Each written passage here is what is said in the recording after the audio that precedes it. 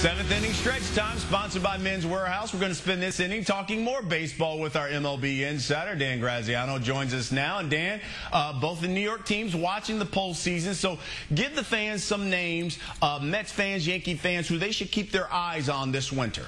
Obviously, the guy pitching tomorrow for the Brewers, CC Sabathia, is the big guy on the Yankees shopping list this winter.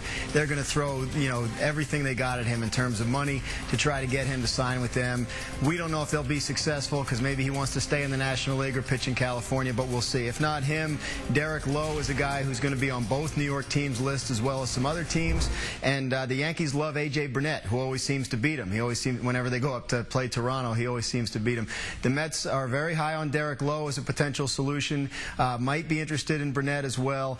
And the guy that really could get interesting here is Roy Halladay of the Blue Jays, because earlier this year there was some talk about him being unhappy and maybe upper management there trying to see what kind of package they could get for him. So that's a guy, if he was out there, the Yankees couldn't hope to get him because they wouldn't trade him in the division, but certainly the Mets would be interested. Dan, it's obvious that the juicy topic is who, what players both teams will import. But in terms of getting rid of guys, the three most prominent names are where the decisions really lie for different reasons. Ali Perez with the pending free agency, Robbie Cano because obvious reasons, and in my opinion, Matsui, it's time to trade him. Of those three guys, in your opinion, who's staying, who's going, and why?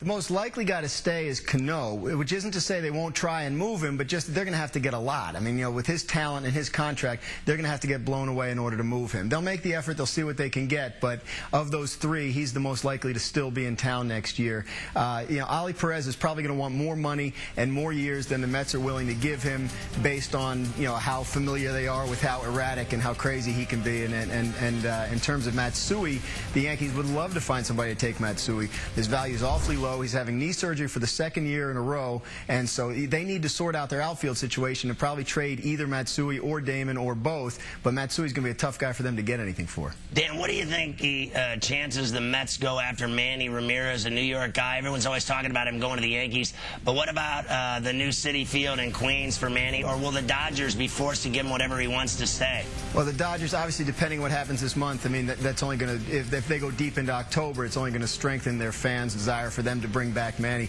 In terms of the New York teams, Manny's kind of star-crossed. I mean, with the Mets, Omar Minaya would love to get Manny, but the Wilpons don't seem to want him. With the Yankees, the Steinbrenners would love to get Manny, but Cashman probably doesn't want him. So given those two combinations, you're going to hear his name come up with both teams, but it looks like he's probably a better bet to sign elsewhere. He's our MLB insider, Dan Graziano. Dan, appreciate the insight, man.